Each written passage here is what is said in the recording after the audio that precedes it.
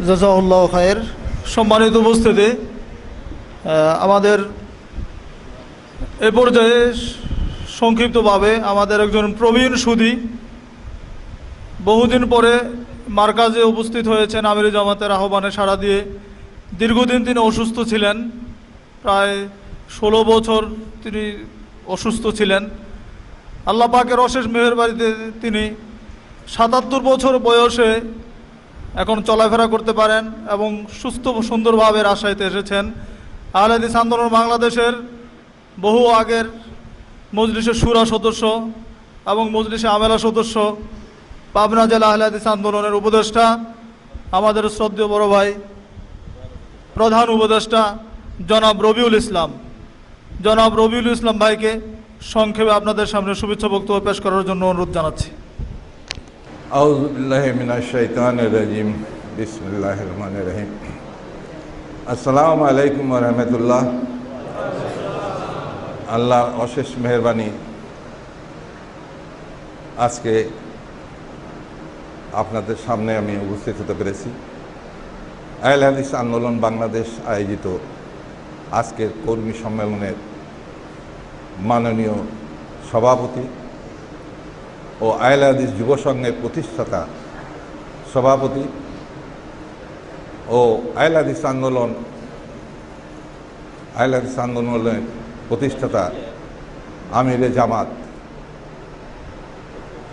ও রাজশাহী বিশ্ববিদ্যালয়ের আরবিক বিভাগের senior professor doctor Asadullah Ghalib এবং এখানে উপস্থিত আছেন বিভিন্ন জেলা থেকে আগত আহলে হাদিস আন্দোলনের কর্মীবৃন্দ।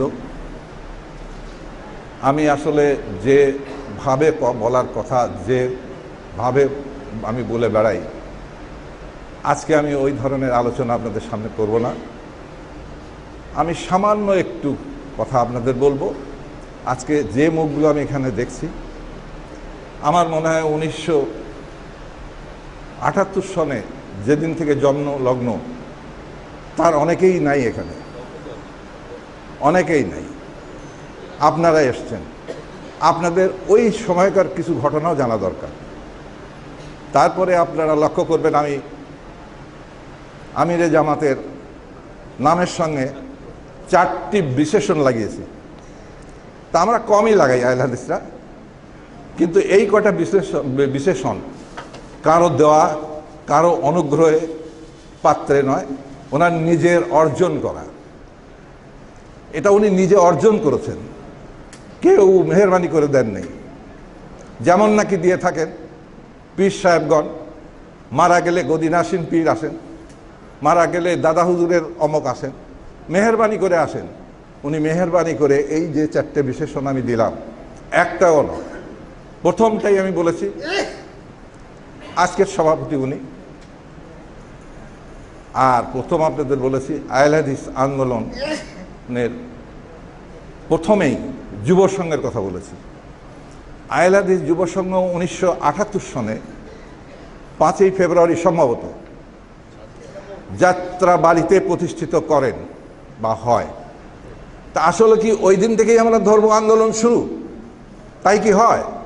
একটা মানুষের জীবনে বহু চিন্তা ভাবনার পরে একটা নতুন জিনিস তার মাথায় আসলে তিনি সেটাকে অত্যন্ত সূক্ষ্মভাবে কিছু কর্মী বাহিনী সৃষ্টি করার পর তারপরেই না একটা প্ল্যাটফর্ম দাঁড়ায়, তারপরেই না একটা কিছু সৃষ্টি হয়। তাছাড়া তো হয় নাই। তাহলে কোথায় যাব আমরা? 1978 ধরবো, নাকি আমরা আরও পিছনে যে 70 ধরবো? ধরেই নিলাম 70ই ধরো। ওই সময় উনি কী ছিলেন? কতটুকু মানুষ ছিলেন? কী বয়স তার ছিল? আজকে যে বয়স দেখছেন, সেই দিন আমি নিজের চোখে তাকে দেখেছি, পাতলা হ্যাংলা একটা মানুষ, তার চোখের মধ্যে আমি দেখেছি আগুন ঝরছে। কী ব্যাপার? উনি কি বলেছিলেন? উনি কি চেয়েছিলেন? উনি যখন সর্বপ্রথম পাবনায় আসেন, সম্ভবত 1979 বা 80-র মধ্যে হবে, ওই দিন ওনাকে আমি দেখেছি আমাদের জমিয়তে আহলে হাদিসের কেন্দ্রীয় মসজিদ পাবনায়।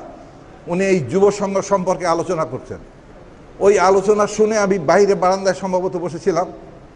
আমি দেখি কি ব্যাপার, এতদিন পর জমিয়তে আহলে হাদিসের প্ল্যাটফর্মে এসে কি চিন্তা করছেন উনি যুবকদের নিয়ে সংগঠনের চিন্তা করছেন। তখন আমার দিকে আমি চলে আসলাম যে আমিও তো যুবক ছিলাম, আমারও তো যৌবন ছিল, আমারও তো মেধা ছিল, আমারও তো শক্তি ছিল, কিন্তু কই আজ এই প্ল্যাটফর্ম ছিল না বিদায় আমার জীবনটা কোথায় কাটাইছি। আমার মনে হয় আমার জীবন তখন নর্দমার মধ্যে চলে গেছে। আমি ছোটোবেলার থেকে খেলাধুলা করতাম, তারপরে আমি ড্রামা করে বেড়াইতাম, তারপরে আমি মুক্তিযোদ্ধাও করেছি, কিন্তু এই স্বাদ তো আমি পাই নাই।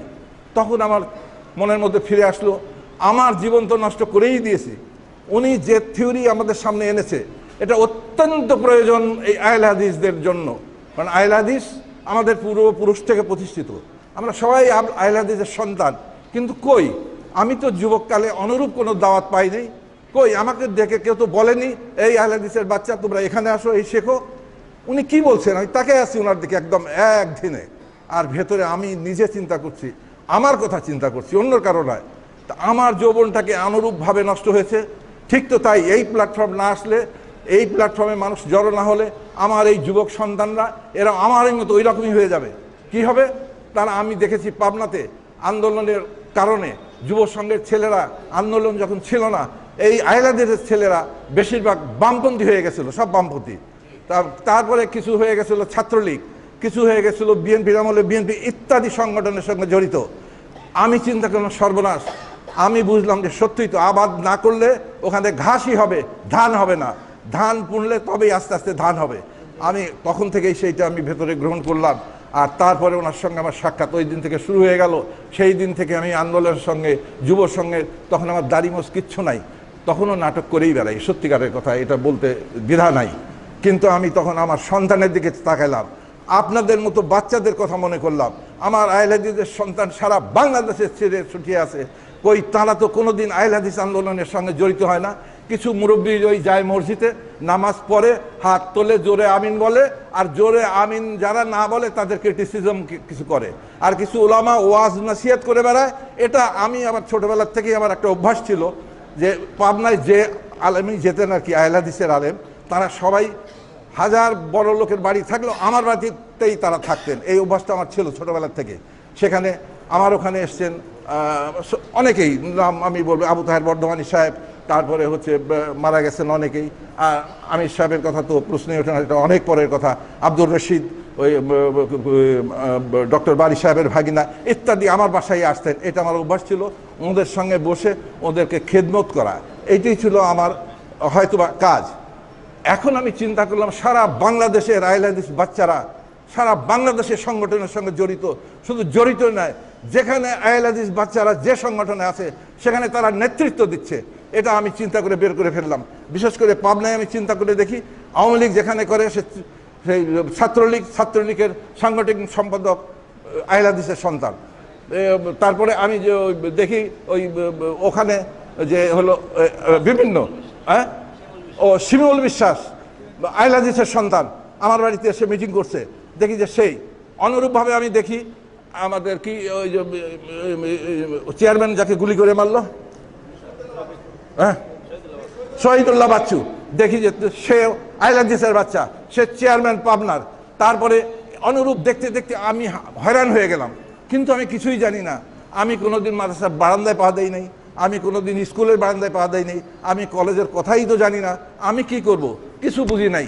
কোনো কিছু না বুঝে আমি ভাবছি যে এই আন্দোলনকে চেপে ধরতে হবে, এখান থেকে আমার সন্তানদের উত্থান করতে হবে, এদের মাধ্যম দিয়েই আমাকে আগাতে হবে। আর আমি যে পাপ করেছি, এদেরকে যদি সত্যিকারের প্ল্যাটফর্মে আনতে পারি, এরা যদি সত্যিকারের পথে চলতে পারে, তাহলে এরা যদি দোয়া করে হয়তো বা আল্লাহ আমাকে মাফ করতেও পারে। এই একটি জিনিস আমার অত্যন্ত কঠিনভাবে আমার মধ্যে গেড়ে গেছিল। সেই দিন থেকে নিয়ে আজকে যে আপনাদের এখানে বসছি, অনর্গল একভাবেই চলে আসছি, তবে সময় মতো আমি আসতে পারি নাই। এটা আমার কি বলবো, আমার দুর্বলতাও হতে পারে, যে কোনো কারণেই হতে পারে। হ্যাঁ, কি এখন বলছি আমি আপনাদের এই জন্য তো ডিস্টার্ব করতেছে, এটা এখানে দিতে পারলেন না, কারণ এগুলো আমার অভ্যাস নাই তো। এগুলো ওয়াজেনরা খুব পারে, ওয়াজ করে, এ করে, অমক করে, কি দিয়ে কি বলে, লোকে খুশি হয়ে যায়, চলে যায় 20,000 টাকা করে, ওরা পারে, আমি পারি না। এটা লাগাই দেন, কারণ আমার তো আমার মনের ভেতরের কথা কেউ আমাকে শিখায় দেয়নি, কেউ আমাকে বলে দেয়নি, কেউ আমাকে বলে দেয়নি এইটা করতে হবে। আমার বিবেক, আমার ভেতরের কলিজা থরথর করে কেঁপেছে। তখন আমি প্রত্যেকের সঙ্গে যোগাযোগ করে পাবনার থেকে আন্দোলন শুরু যুব সংঘের। তখন আন্দোলন এবং আর কি বলবো, আপনাদের আর কিছু কথা বলবো, সময় তো আমার কথায় আপনারা খুশি হবেন না আমি জানি, আমার কথায় আপনারা সন্তুষ্ট হবেন না জানি। আমি ওখান থেকে আরেকটু ব্যাকে চলে আসতেছি। আমিরে জামাতের কাজ আছে, বসে আমার কথা শুনছে। আমি যে 4টা বিশেষণ বলেছি তার নামের 5টা বলেছি, 4টাই তার অর্জন করা, কেউ দয়া করে দেয়নি। কিন্তু আমাদের কোনটা গ্রহণ করতে হবে? ওনার চিন্তা সেই তখন থেকে নিয়ে এই করতে করতে যখন এটাকে তুঙ্গে উঠে আসলো, পাবনার অনেক বামপন্থী ছেলে পেলে এখানে অনেকেই আছে, তারা আল্লাহর ফজল করেমে তার সাক্ষী যে এরকম বাচ্চা আমার পিছনে পিছনে যায়, এ বলে কি রে, আমি মসজিদে যাই, আর এক মসজিদে যাই, লোক বহুত হয়ে যায়, এইরকম হতে লাগলো। কি বলি আমি বুঝি না, এই যে এইরকম বলি, অন্য কোনো কথা বলি না, কারণ তাদের জীবনের কথা বলি, আমি তাদের মনের কথা বলি। করবে কি না সেটা তো আল্লাহ জানে, কিন্তু আমি তো আমার মনের কথা তাদের বলি। আমার মনে হয় এই দুটো সম্মিলন ঘটে, তার ফলে এই লোকজন এরকম আসতে থাকে। এই সব বাচ্চারা তখন মাদ্রাসায় পড়াশোনা করতেছে, এরা কোনো বাধা শুনতেছে না, কিচ্ছু মানতেছে না, এরা ছুটে বেড়াচ্ছে। এইরকম করতে করতে আইলাদি যুব সংঘের প্রতিষ্ঠিত হয়ে গেল, হয়ে সারা বাংলাদেশে যখন এটা প্রতিষ্ঠিত হলো, বিশাল আকার গ্রহণ করলো, তখন মনে করেন যারা আমাদেরকে নিয়ে খেলছিল, যারা আমাদেরকে পথ দেখায়নি, তাদের মসনদ থরথর করে কাঁপতে লাগলো। এইটাই হলো বাস্তব, তাদের মসনদ থরথর করে কাঁপতে লাগলো। তারা তখন বুঝতে পারলো সর্বনাশ, আহলাদি যুব সংঘ যদি প্রতিষ্ঠিত হয়ে যায়, তা আমি রবিউল ইসলাম, আমি সভাপতি, আমার সভাপতিগিরি থাকবে না। আমি সেক্রেটারি জেনারেল, আমার সভাপতিগিরি থাকবে না। কারণ আমি লেখা জানি না, আমি পড়া জানি না, আমার কোনো জ্ঞান গরিমা নাই, আমি কোনো মানে কর্ম দিয়ে নানান রকমের ব্যতিক্রম ধর্মী কাজ করে আমি সভাপতি হয়ে বসে আছি, আহলে হাদিস জমিয়তে আহলে হাদিসের সভাপতি। আর যদি আমানুল্লাহ ওই রকম লেখাপড়া করে ওই যুব সংঘের ট্রেনিং নিয়ে চলে আসে, আমি কালকে আবার ড্রেনে নিক্ষিপ্ত হয়ে যাব। এইটাই ছিল ওই সময়কার নেতাদের কম্পন, আর অন্য কোনো কিছু কম্পন নয়, একটাই কারণ, অন্য কোনোটা না। তা নাহলে যে কাজ আমি পারি নাই, সেই কাজ যদি আমার এই সোনার টুকরা করে, তাদেরকে আমি কোলে নেব নাকি আমি ওই তাদেরকে বিদায় করে দেব? আশ্চর্য ব্যাপার। এ আল্লাহ, তুমি শুনছো সব, কোনো কারণ নাই, কারণ একটাই। অত কারণ খুঁজেন না, কারণ একটা, দুটা না। কি অপরাধ ছিল আসাদুল্লাহ গালিবের? বাচ্চা মানুষ লেখাপড়া করছে, তিনি MA ফার্স্ট ক্লাস ফার্স্ট পেয়েছেন, তিনি চাকরি পেয়েছেন, প্রয়োজন কোনোই ছিল না। উনি ওয়াজে গেলে তো এখন যেরকম 15,000 না হলে যায় না, আমি শুনেছি। 10,000 যেখানে আর 15,000 যেখানে, 10,000-এর ওখানে বলে যে ভাই সরি, আপনি ডেট দিয়েছিলাম কিন্তু আমি খুব ব্যস্ত হয়ে আজ আমি এখানে যেতে পারলাম না। তখন দেখি কি আসলে কেন উনি যান নাই, কারণ 15,000-এর দাওয়াতে এসে গেছে ওনার সামনে। লজ্জা করে না, লজ্জা করে না এদের? কোথার থেকে তুমি উঠলে? কি তোমার পরিচয় ছিল? তোমাকে কেউ চিনত না, কেউ জানতো না, কোথাকার আলেম তুমি? আমি রবিউল ইসলাম বলছি, এই এখানে যখন সম্মেলন শুরু হয় সেই সময় আমি আল্লাহর কাছে বলেছিলাম, হে আল্লাহ, আমি কিছু জানি না, কি করব, লোক নাই, হে আল্লাহ তুমি ওলামা দাও এক ঝাঁক, যারা এটাকে চালিয়ে যাবে। সারা রাত আমি আর এই বাচ্চা এইরকম আরো 2-1জনকে দিয়ে সারা রাত চালিয়েছি, কারণ আমি জামাতটা সারা রাত চালাতে পারে না। এই দোয়া করেছি, আল্লাহর ফজলের করমে এক ঝাঁক তরুণ চলে আসলো, ওলামা চলে আসলো। আমি এই রকম সম্মেলনের মধ্যে মনে আছে নাকি হাত ধরে বলেছি, আহলে হাদিস ভাইরা আপনারা ওয়াজ নসিহত করান, সবই করান, কিন্তু আমাদের এই ভাইদের নিয়েন। কেন বলেছি? যে এই ভাইরা ওনারা যা কিছু দিক ওইটা দিয়ে চলবে আর আন্দোলনের কাজ করবে, তবেই আপনাকে চিনেছে, না হলে আপনাকে কেউ চিনত না। আহলে হাদিস যে আল্লাহ আসাদুল্লাহ গালিবের বিনা সইয়ে আপনি যেতে পারতেন না কোথাও, তার সঙ্গে না এলে আপনাকে চিনত না, আপনার নামে যে আগে পিছনে সব লাগাইছেন একটাও থাকতো না। থাকুক, এটা আমাদের গর্ব, এটা আমাদের ভালো, আল্লাহ করি আরো বড় হন। কিন্তু কই, আপনারা এই আন্দোলনের কাছে আগে এই কাজটা করেন। আমি তখন বলেছিলাম, আমরা সবাই বলেছিলাম, আপনারা অন্তত পক্ষে যেখানে আহলে হাদিস যুব সংঘের দাওয়াত পাবেন, যেখানে আহলে হাদিসের আন্দোলন তখন হয়নি পাবেন, মেহরবানি করে আপনারা যাবেন। অবশ্যই তারা আমার কাছে বলতো, আমি লিস্ট করে, অনেকে শুনতো কোথায় যাব, এসব করছে তারা, আমি স্বীকার করছি এখনো।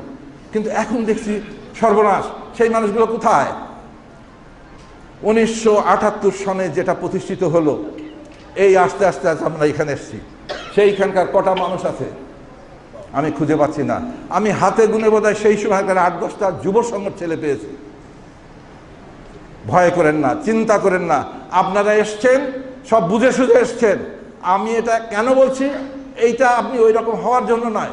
পকেট মারের থেকে যে সতর্ক হয়ে যায়, পকেট মার যদি চেনে আর সে পকেট মার মারতে পারে না। বুঝতে পারছেন আমার কথা?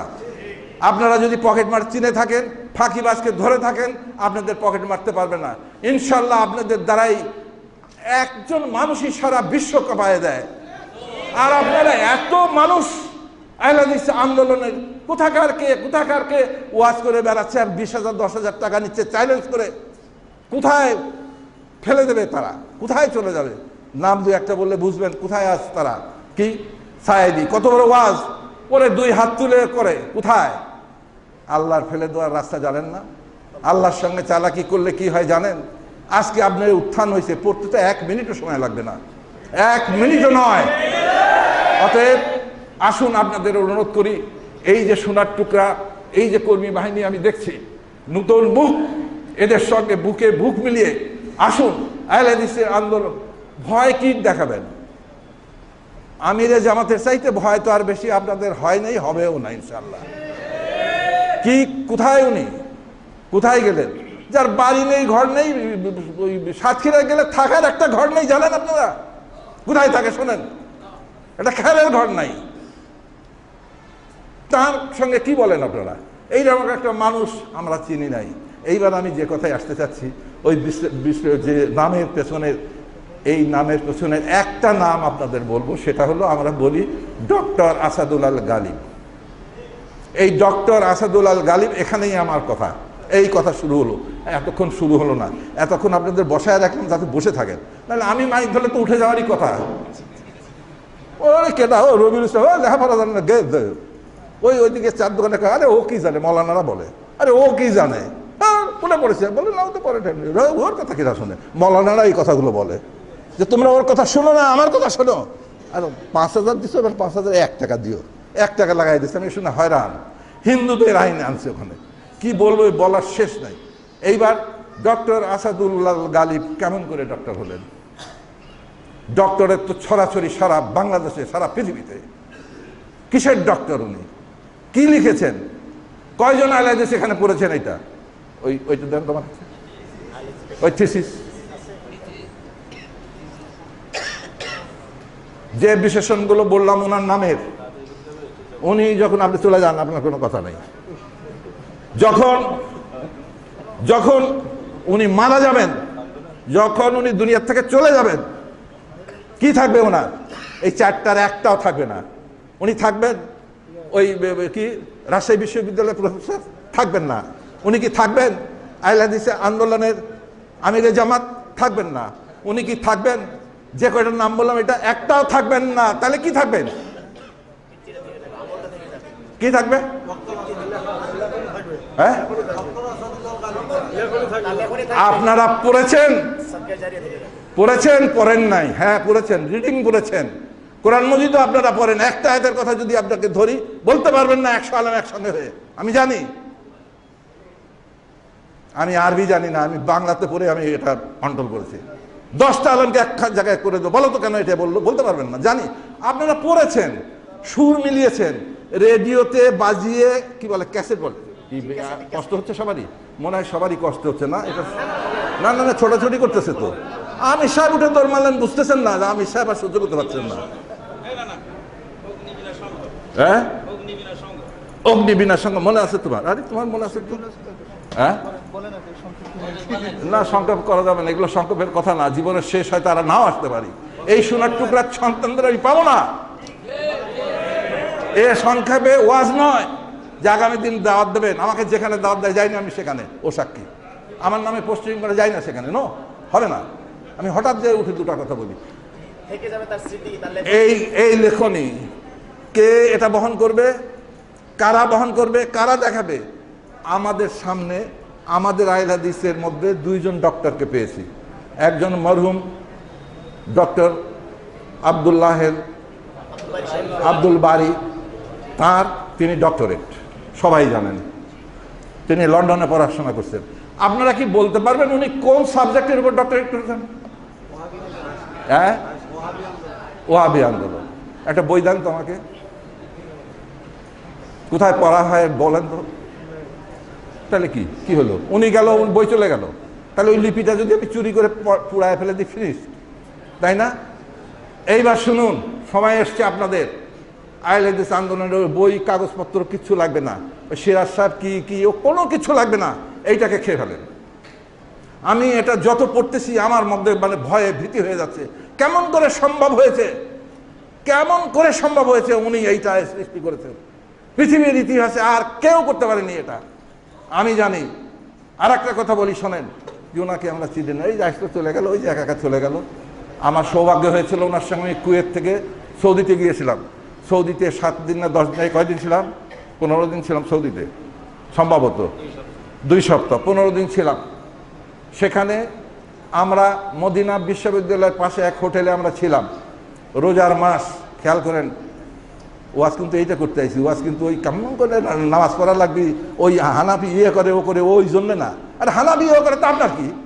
আপনি তো বেদাতি করেন, হ্যাঁ, লজ্জা করে না? হানাফিদের গাল দেন আপনি, কয়টা বেদাত করেন বলেন? আমি যদি দাঁড় করাই দিয়ে 100টা বের করে দেবো আপনার।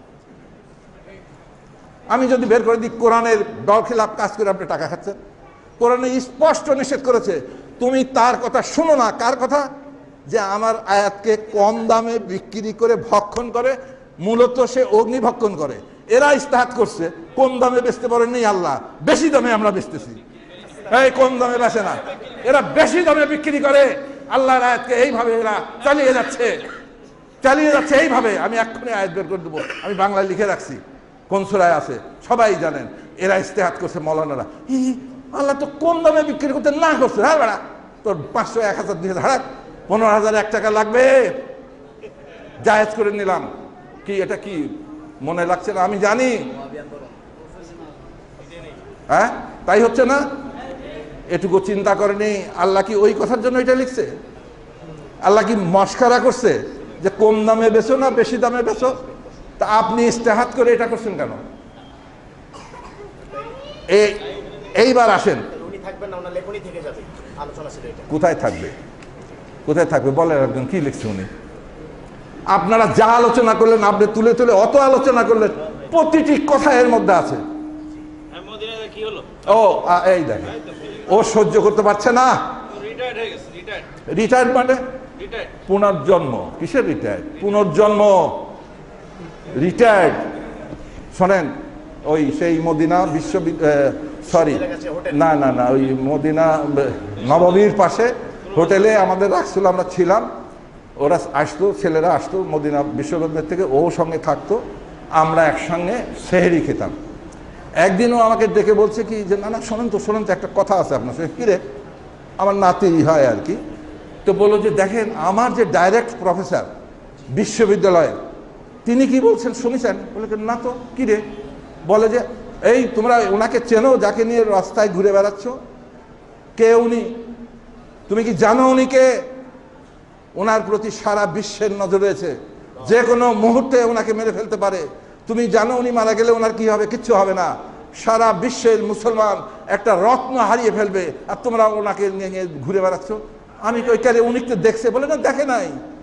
উনি দেখে নাই, ওনার কিছুই জানে না। কি?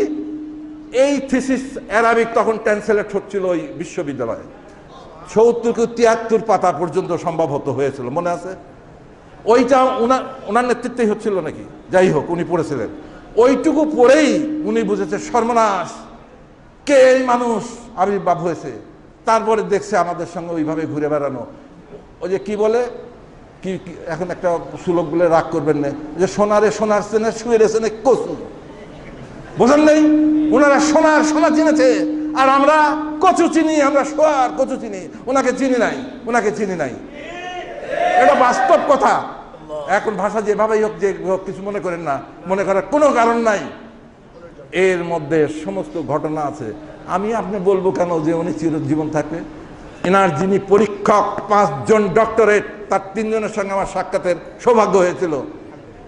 এখানে লিখিত আছে তাদের। একটা শুধু পড়াই, আর পড়াবো না, 5টাই একই রকম। কারা এরা? এই 5 জন হানাফি, হানাফি উপমহাদেশে হানাফির বাপের বাপেরা প্রত্যেক ইউনিভার্সিটির মানে অ্যারাবিক বিভাগের প্রধান, ডক্টরেট, এই পাঁচজন তারা কি বলেছে? তারা যখনই এই থিসিস তাদের কাছে গেছে তখনই ব্যাঁকা করে কলম ধরছে, সর্বনাশ, এখন হানাফিকে জবাই হবে আমার হাত দিয়ে। দেখি তো, দেখতে বসে পড়তে পড়তে পড়তে পড়তে ক্রমশ হাত অবশ হয়ে শেষ পর্যন্ত ওনারা বাধ্য হয়ে এই স্বীকৃতি দিয়েছে। একজনও আহলে হাদিস না, কয়েকজনই হানাফি মানে কি যে আলেম ছিলেন তারা না, সারা উপমহাদেশের শ্রেষ্ঠ হানাফি এনারা ডক্টরেট, তারা স্বীকৃতি দিয়েছে। আপনি কেটা পড়বেন? এখনো পড়েন নাই, পড়ছে তারা বাঁচিয়ে রাখবে। রাজশাহী বিশ্ববিদ্যালয়ের কোন বিভাগে এটা পাঠ্যপুস্তক হয়ে গেছে, আলহামদুলিল্লাহ বলেন। এটা সারা বিশ্বে মুসলিম কান্ট্রিতে পাঠ্যপুস্তক হয়ে যাবে ইনশাল্লাহ। ইংরাজিতে হবে, আরবিকে হবে, ইনশাল্লাহ এটা হবে। এইটা নিয়েই আপনাদের কাজ, আর কোনো কাজ নাই। এটার মধ্যেই সব আছে, কি নেই এটার মধ্যে কি বলবো আমি তো বলতে পারি না, অত ওই ওয়াজ করে টাকা খেলে শেখা যায়। এই দেখেন,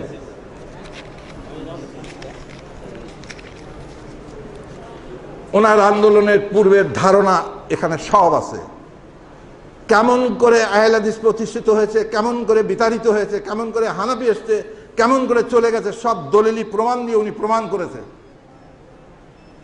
সেই শুরু থেকে নিয়ে এ পর্যন্ত। আর উনি কি লিখেছেন এই দেখেন, একটি আন্দোলনের সাফল্য নির্ভর করে তার সুনির্দিষ্ট লক্ষ্য ও কর্মপন্থার উপরে। একটা লাইন খেয়াল রাখেন, তাই না? আচ্ছা, এই কর্মপন্থা বাস্তবায়নের জন্য সাংগঠনিক ঐকান্তিকতা বিশেষভাবে প্রয়োজন, যে কারণে আজকে আপনারা বসছেন, ঠিক আছে? এই জন্য যোগ্য নেতৃত্ব, নিবেদিত প্রাণ কর্মী বাহিনী অপরিহার্য হিসাবে বিবেচিত হয়। হে আল্লাহ, তুমি এদেরকে তাই করো আল্লাহ, আর কেউ লাগবে না। আন্দোলনের আদর্শ এদের দ্বারা সাধারণ মানুষের নিকটে পৌঁছে থাকে এবং তাদের চারিত্রিক বৈশিষ্ট্যে অনুপ্রাণিত হয়ে মানুষ তা গ্রহণ করে। আপনি সুদ খান, আপনি ওয়াজ করে 10,000 টাকায় যান না 15,000 টাকায় যান, আর আপনার ওয়াজে মানুষ আহলে হাদিস হবে? আরে আহলে হাদিস থাকবে না, হানাফি হয়ে যাবে। আছেন কোথায় আপনি? আছেন কোথায়? কতগুলো দেখায় দেবো, আছেন কোথায়? তারপরে লাইন আসেন, এখানেই তো সব। ওনারা এসে কি বলেন, এতক্ষণ ধরে কি বললেন, এইটা পড়েন, এর মধ্যে সব পড়ি, খুব পড়ি। আমি কোরআন শরীফ মুখস্থ করে ফেলাইছি, ওই তাই। চাকরি কোনে করি? চাকরি আর কোনে করবো? মার্শাল্লাহ ব্যাংকে চাকরি করে, সুদের ব্যাংক। শোনেন, এরপরে কি আপনাদের খারাপ লাগতেছে না? না খারাপ লাগতেছে। হ্যাঁ, এই তো সংক্ষেপ, এই দেখেন মজা ব্যথা হয়ে গেছে। ইনি কি হ্যাঁ, আরো আলোচনা, বহু আলোচনা, সারা দিন আলোচনা, সারা জীবন আলোচনা, শেষ করে কবরে যাব আলোচনাই, তারপরে জাহান্নামে যাব। আলোচনা ওইটুকুই হবে, একটা জানবেন একটা করবেন, একটা জানবেন একটা করবেন, এইটা হলো আলোচনা। আপনি বহু জানেন, বহু কিছু, তারপরে আপনি এই করেন। বসো, একদম সংক্ষেপ হয়ে গেছে, যাও হাঁটো। আমি সংক্ষেপে বলে দিই, হয়ে গেছে না হয়ে গেছে সব, তোমার বলা চাই না। বিশেষণ মানে নামের শেষে নাম করে এর নামের পাশে মাদানি লাগালেও না আমি দুঃখিত। আরে বাঙালি কয় সে বাংলাদেশি, হিন্দুস্তানে বাস করে সে কি হিন্দুস্তানি, আফ্রিকায় বাস করে সে আফ্রিকান, সৌদিতে বাস করে সে সৌদিয়ান, মদিনায় যে বাস করে সে মাদানি। তা আপনি 4 বছর পরে মাদানি হলেন, আপনি কি ওখানকার সন্তান? কবো কি, বলার কিছু নাই, এগুলো চিন্তা করবেন আপনারা। এটা কারণ আছে, আপনি বোঝেন নাই, আমি বুঝছি আগেই। ওই মাদানির নামের সাথে 5,000 আগে গেল। মাদানির নাম হলেই মদিনা বিশ্ববিদ্যালয়, অমুক আসছে, কব না। ও তাই, ও মুক্তিযোদ্ধা তো আমি হই নাই, আমি তো সার্টিফিকেট নিই নি। আমি কি বলছি সেদিন জানো? মিনিস্টারকে ডাইরেক্ট বলেছি, নো, তোমার পুরস্কার নেওয়ার জন্য আমি মুক্তিযুদ্ধ করি নাই। এই দেশের মাটির উপর যে অন্যায় অত্যাচার হচ্ছিল, যে বাঙালি মায়ের ইজ্জত নষ্ট করতেছিল, তারই বিরুদ্ধে মাত্র 6টা আমার নিজস্ব অস্ত্র নিয়ে আমি পাক বাহিনীর সামনে ঝাঁপিয়ে পড়েছিলাম। 6 জন মিলে 5 জন শহীদ, ওখানে আমি একা বেঁচে আছি। তুমি কে ডারে আমাকে তুমি দেবে, তুমি পুরস্কার, তুমি কে? তুমি কে? এইবার মুক্তিবাহিনী, আপনারা সবাই মুক্তিবাহিনী। মুক্তিবাহিনীর মানে কি? মুক্তিবাহিনীর মানে মুক্ত হওয়া। কোত্থেকে? জুয়া খেলার থেকে মুক্তি হওয়া, না জুয়া খেলার জন্য মুক্তি হওয়া? কোনটা বলেন? হারাম খাওয়ার জন্য মুক্তিবাহিনী, না হারাম থেকে মুক্ত করার জন্য মুক্তিবাহিনী? প্রতিটি মানুষ মুক্তিবাহিনী, প্রতিটি আন্দোলনের সন্তান মুক্তিবাহিনী। কিসের মুক্তি? অন্যায়কে মুক্ত করে এখানে ন্যায় প্রতিষ্ঠা করা, সেই মুক্তিবাহিনী। কি করেন আপনারা? ওই দিন আমি হাতিয়ার নিয়েছিলাম এবং আমি বলেছিলাম, পরে কেন আমি নিয়েছি বলো? গোলাম আজম সাহেবের সঙ্গে 3.5 ঘন্টা আমার আলোচনা, আমার বই লেখা আছে ওই রকম। বলবো নাকি সেটা? তোমরা তো অস্থির হয়ে গেছো, বলি শেষ না, এইটুকুই শেষ করবো। সংক্ষেপ করলে হবে না, সংক্ষেপ করলে তোমার ওয়াজ এসে যাবে না। আরো থাকবে না কেন? থাকবেই তো। শোনেন, আমি জানি এ কথা বলাতে অনেকে মনে করছে গুলি করে মারবো। আমি বলেছিলাম পারবে না, অন্যায়কারী কোনোদিন গুলি করতে পারে না। প্রশ্ন হলো, যেটা বলছিলাম তার সঙ্গে কথায় 3.5 ঘন্টা, কারো সৌভাগ্য হয়েছে কিনা জানি না, ওনাকে দেখেইনি অনেকে। উনি প্রথম যখন ছাড়া পেয়ে বাংলাদেশে ঢোকেন, তখন উনি পাবনায় যান। আমার বাড়ির কাছে তখনকার জামাতে ইসলামের আমির হলেন সাত্তার মাস্টার, তার বাড়ি উনি যান। তো উনি যাওয়ার আগেই আমাকে বলেছিল যে রবি ভাই খেয়াল করেন, এটা মারাত্মক কথা, এটাও গিলে ফেলতে হবে। সাত্তার মাস্টার বলছিল, রবি ভাই স্যার আসতেছেন, আপনি একটু ওখানে থাকবেন। তা আমি বললাম যে না, আমি থাকবো কেন? এখানে একটা ব্যাপার ছিল, সিকিউরিটির একটা ব্যাপার ছিল। উনি প্রথম আসতেছে, তো ওরা চিন্তা করছে এই লোককে যদি রাজি করি কিছুটা সিকিউরিটি হবে মনে হয়।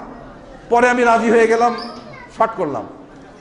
গোলাম আজম সাহেব আসলেন, তো উনি আসলে আর কে কে থাকতে পারেন ওখানে বলেন তো? সবাই থাকতে পারেন, কেন্দ্রীয় নেতা সবাই ছিলেন, তার মধ্যে নিজামী সাহেব, আব্দুল সালাম মৌলানা সাহেব ইত্যাদি সবাই ছিলেন। আর বর্গির বাচ্চা তো মেলাই আছে, ওগুলো তো। আমার আর তার এইরকম 6:30টার সময় কথোপকথন শুরু হয়ে গেল। আমি 3.5 ঘন্টার কথা আলাপ হলো ওনার সঙ্গে। আমার কি আলাপ হলো? আমি তখন ওই 1970 সালে তো বোধহয় ভোট হলো, এই ভোটের কথা থেকে শুরু করলাম যে স্যার এই ব্যাপার, তো এই ভোটে আপনারা যে বিরোধিতা করলেন, আর এই যে তখনকার ঘটনাটা বলেন। তখন উনি খুব সুন্দর ভাষায় বলেছিলেন যে রবিউল ইসলাম সাহেব, আসলে ওই দিন ইলেকশনে আওয়ামী লীগ জিতেছিল, সংখ্যাগরিষ্ঠতা হয়েছিল, তারাই মন্ত্রিত্ব করবে, এইটাই ছিল, কিন্তু পাকিস্তানিরা চালাকি করে তা করতে দেয়নি। প্রকাশ্যে এই কথা বলল। তারপরে আমি বললাম যে ঠিক আছে। তারপরে যখন যুদ্ধ শুরু হয়ে গেল, ওনারা দিল না। তারপরে যখন এই অন্যায় অত্যাচার শুরু হয়ে গেল, ইসলাম বিরোধী কাজ শুরু হয়ে গেল, আমরা আশা করেছিলাম আপনারা ইসলামী দল করেন, জামাত ইসলাম, নিজামে ইসলাম, মুসলিম লীগ সব ইসলামী দল করেন, আপনারা অন্তত ইসলামের কারণে এই বাধাটা আপনারা দেবেন, যাতে কোনো নারীর নির্যাতন না হয়, যাতে কোনো বিনা অস্ত্রে যারা আছে তাদের বাড়িঘর পুড়ায় না যায়। এই কথা আমি ওনাকে বললাম। আমরা খুব আশা করেছিলাম। আপনারা তো তা করলেনই না, বরং সে কি বললেন, আপনারা শান্তি কমিটি গঠন করলেন। শান্তি কমিটি গঠন করে সেখানে ঘোষণা দিলেন, আজ যদি মুক্তিবাহিনী এখানে যুক্ত হয়, তাহলে এই দেশে ইসলাম থাকবে না, কোনো মসজিদে আজান হবে না, এই দেশে ইন্ডিয়ার পতাকা উড়বে। অতএব তোমরা এই জিহাদে অংশগ্রহণ তোমাদের ছেলেকে করাও। আল বদর, রাজাকার, আল শামস, 3টি আল্লাহর দেওয়া নাম, এই নাম আপনারা ব্যবহার করলেন। আমার সাধারণ মুসলমান ভাই, অত্যন্ত নিরীহ মানুষ, তারা ধর্মপ্রাণ মানুষ, আপনাদেরকে বিশ্বাস করলো, তার কোলের সন্তান দিয়ে দিল, কারো ভাই দিয়ে দিল, কার সঙ্গে? আমার বিরুদ্ধে, আমাদের বিরুদ্ধে, ভাইয়ের বিরুদ্ধে লেগে কি হলো? আপনারা বললেন এটা জিহাদ শুরু হয়ে গেল। সবাই দেখলো ঠিক আছে। আমার মা বোনেরা বলল যে আজ যদি, আপনারা বললেন যে আজ যদি তুমি মারা যাও গাজী হবে, আর যদি জয়ী হও শহীদ হবে, এই আপনারা বলেছিলেন। এটা আমার মা বোনেরা বিশ্বাস করে নিয়েছিল, তাই তার কোলের সন্তানকে দিয়েছিল। এইবার আপনি বলুন, আপনি কি শহীদ হয়েছেন? আপনি আমার সামনেই আছেন, তাহলে কি আপনি গাজী হয়েছেন? আপনি তো জেতেন নাই, আমি জিতেছি। তাহলে আপনি কি, আপনি শহীদ না গাজী? উনি মুচকি হেসে বলছে, রবিউল ইসলাম সাহেব আপনিই বলুন। তখন আমি বললাম, শোনেন, আমার ভাষা নয়, হাদিসের ভাষায়, আপনি মুনাফেক। আপনি শহীদও নয়, আপনি গাজীও নয়, আপনি যুদ্ধে নামলেন, আপনি জিহাদে নামলেন, আপনি কেন পালিয়ে চলে গেলেন আমার সামনে আমার ভাইকে রেখে? কোথায় চলে গেলেন তাদের রেখে? আরো কথা আছে, বলবো না, আপনারা অস্থির হচ্ছেন, অনেকেরই মন টন খারাপ হয়ে যাচ্ছে, আবার কি হলো, এরকম বহু কথা হয়েছে। তার সঙ্গে লাস্টে আমি ওনাকে বললাম যে আপনারা যুদ্ধ করে যখন পরাজিত হলেন, চলে গেলেন পালিয়ে, আবার দেশে এসছেন, আবার একই কথা বলছেন যে আমরা ইসলাম প্রতিষ্ঠিত করব। তা আপনি কি মনে করেন ওই মুনাফেক দিয়ে আবার এই দেশে ইসলাম কায়েম হবে? ডাইরেক্ট ওনার সঙ্গে আমার 3.5 ঘন্টা সামান্য লেখা আছে আমার কাছে, ফটোস্টেট করে নিয়ে সবাই পড়বেন। আপনারাও মুক্তিযোদ্ধা, আমি মুক্তিযোদ্ধা নয়। যারাই অন্যায়ের বিরুদ্ধে দাঁড়ায় তারাই মুক্তিযোদ্ধা, তারাই অন্যায়কে তুলে দেওয়ার জন্য জেহাদ করে। জেহাদ মানে কি তরল কাটাকাটি নাকি? এই তো জেহাদ। তো আমি আর দূরে যাব না, আমার নাতি অস্থির হয়ে গেছে, আরো অনেকেই অস্থির হয়েছে, আমি বুঝি কারা অস্থির হয়। আপনারা দোয়া করেন, আর দোয়া করেন যদি আল্লাহ আমাদের বাঁচিয়ে রাখে আর আপনাদের সোনার মুখ দেখতে পারবো কিনা। আল্লাহ যেন এই আন্দোলন কবুল করে নেয়। এই আল্লাহ এদের দিয়ে সারা বাংলাদেশে, সারা পৃথিবীতে আহলে হাদিস আন্দোলন তুমি প্রচার করে দাও। আল্লাহ তুমি এদের করো। হে খোদা, আমি এই বলেই আপনাদেরকে আমার শুভ কামনা করে আল্লাহর কাছে এই দোয়া করি, আপনাদের কবুল করে নিক। আর আপনারা দোয়া করেন যেন আমার জীবনের যত অন্যায় আছে আল্লাহ যেন মাফ করে দেয়। এই বলেই আমি শেষ করছি। আসসালামু আলাইকুম।